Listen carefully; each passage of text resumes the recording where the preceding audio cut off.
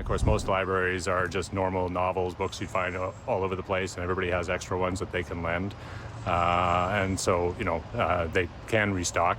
Ours gets a little more challenging. This little library in East York has been serving the community for less than a month, but it now stands empty after being hit by theft. Gregory Lang built it by hand out of a used laundry cupboard donated by a neighbor.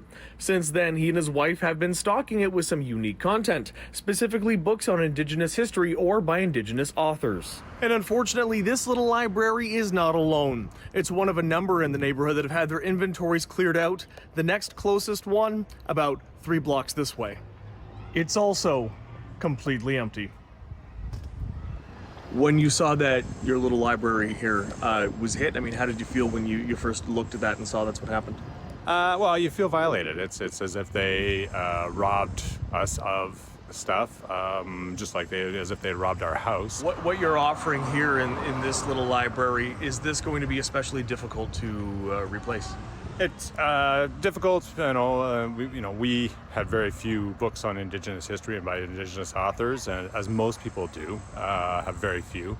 And so usually it's about going out and buying them, or getting them donated. And, you can, but it takes a lot of work. The expense is going to be hard. Did you get a sense that this was something that was appreciated by your neighbors until it got robbed?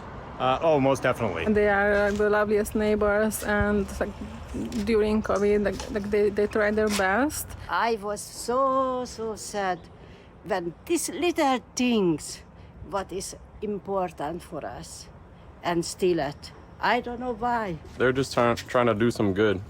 They're just trying to bring a little, like a sparkle through all the negativity. I'm getting a sense that your plan is to restock. Is that right? Yeah, as best we can. Lang tells us the original selection was a community effort that included books from his own home, neighbors, the East Toronto Youth Hub, and publisher donations, a success he's hoping to replicate.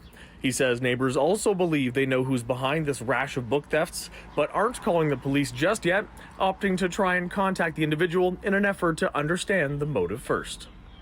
In East York, David Zura, City News.